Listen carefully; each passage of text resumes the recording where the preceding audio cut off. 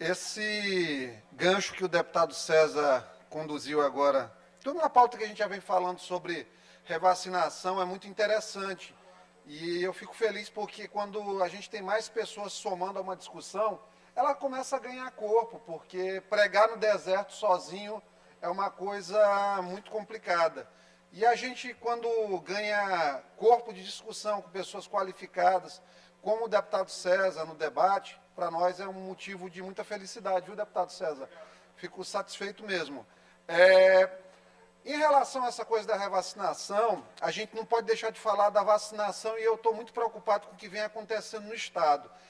E não estou falando de ação de governo do Estado, até para isso não gerar nenhum tipo de ruído, porque é tudo muito sensível, infelizmente, dentro desse ambiente político aí, principalmente porque já se vislumbra muito para o ano que vem questão de eleição, né? Então, para separar bem as coisas, nós hoje temos um índice de vacinação em torno de 34,75% para a primeira dose, mas nós não conseguimos chegar em 10% para a segunda dose. Então, isso é muito baixo. O que é o problema relacionado a isso aqui? Municípios, principalmente. Volto a dizer, como é que é a divisão da coisa na competência da vacinação? Como deveria ser? União entrega a vacina para o Estado, que transporta a vacina, que leva para o município, que vacina. Aqui a gente ainda tem o governo do Estado dando um apoio na vacinação, que no começo eu pensava que não ia ser uma ação interessante, mas que no final terminou desenrolando numa ação que terminou sendo relevante. E aí eu acho que já começou a funcionar com esses arraiais de vacinação em alguns municípios, funcionou bem, por sinal. Mas, de toda forma, a cobertura ainda está muito baixa. Esse recuo da doença que a gente está observando no Brasil, ele está acontecendo ainda muito mais por questões relacionadas à própria evolução da doença, da epidemiologia, de um ciclo de 16 semanas aproximadamente, do que do avanço da vacinação. Mas nós precisamos avançar aqui. E quando eu digo avançar, avançar com informação, volto a dizer, propaganda institucional, focada na segunda dose, importantíssimo.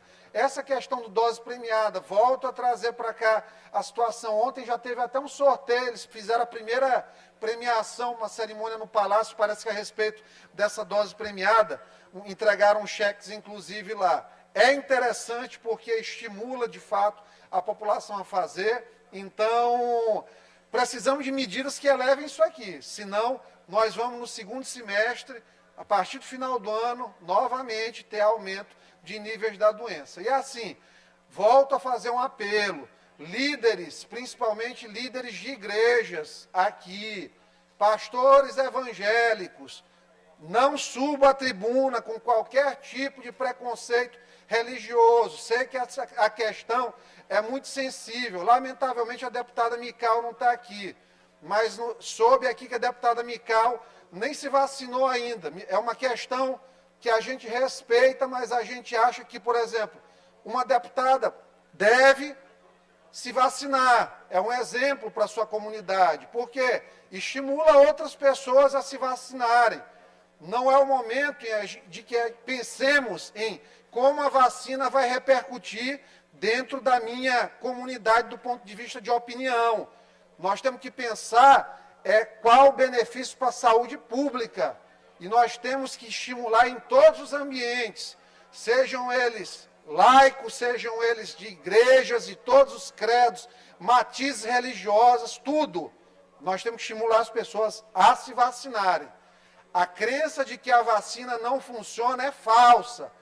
Hoje saiu um estudo na Inglaterra mostrando, para as variantes da Inglaterra, a vacina da AstraZeneca reduziu 94% as mortes acima de 65 anos de idade, deputado Antônio. Se reduziu 94% das mortes acima de 65 anos de idade, é uma grande coisa. Por quê? Porque mais de 70% dos óbitos estão nessa faixa etária. Então, a gente precisa avançar nisso. Reforço a necessidade da gente pensar em revacinar os pacientes idosos e profissionais de saúde que tomaram a Coronavac. muitas pessoas, como o deputado César já falou, morrendo ou internando em casos graves, nas UTIs ainda, né, em relação a isso. Em relação à CPI dos combustíveis, eu não poderia deixar de fazer uma avaliação do que caminha para ser o final da CPI, que, ao meu ver, foi levada de uma forma completamente inadequada, que desvirtuou a função original da CPI. Ao final, terminou aí se transformando num verdadeiro palco inquisitório de pessoas que não tem nada a ver com questão de aumento de combustíveis, apenas para chamar a atenção da sociedade, levou a uma intromissão do judiciário desnecessária nesta casa, a ponto de um desembargador proferir uma decisão extrapetita, ou seja, além do pedido que a própria defesa da testemunha do Josival Pacovan fez ontem. Estranhamente, o desembargador João Santana, que até onde a gente sabe é uma figura respeitável, deu uma decisão completamente teratológica, que não tinha porquê, suspendeu a oitiva. A defesa pediu que ele fosse tratado dentro do regramento constitucional, princípios de dignidade da pessoa humana e tudo mais, e somente isso. Deu a decisão dele não vir, né? Isso, claro, motivado pela condução dos trabalhos, infelizmente, que termina enfraquecendo esta casa.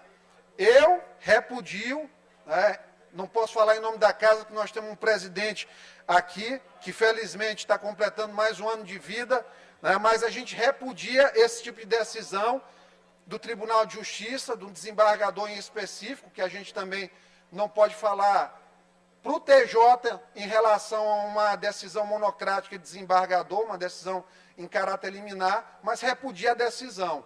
Por quê? Porque é uma decisão teratológica, que afronta o poder legislativo, que tenta desmoralizar a figura processante das comissões parlamentares de inquérito, mas que, infelizmente, também, por conta, a gente precisa fazer a reflexão de onde erramos aqui na condução dos trabalhos, essa autocrítica da casa precisa também ser feita. Então, para finalizar, parabenizo nosso presidente Otelino, 46 anos de vida produtiva, já com uma condução dos trabalhos na casa muito respeitosa, um trabalho de fortalecimento da casa nesse período, de muitas conquistas.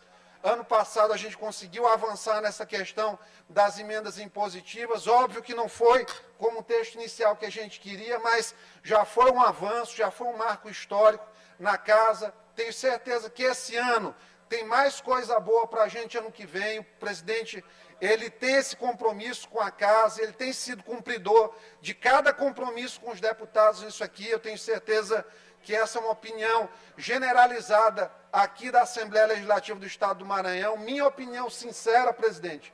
Então, lhe agradeço pela forma que o senhor tem conduzido os trabalhos aqui nessa casa e fico feliz, de fato, por mais um ano de vida sua nesse período tão difícil de pandemia, como tem sido para nós comemorar um ano a mais de cada amigo que a gente tem, uma dádiva divina, e agradeço a Deus por contar com mais um ano com você aqui também, assim como cada amigo, como cada colega, como cada servidor que está vivo aqui nessa casa. Muito obrigado a todos.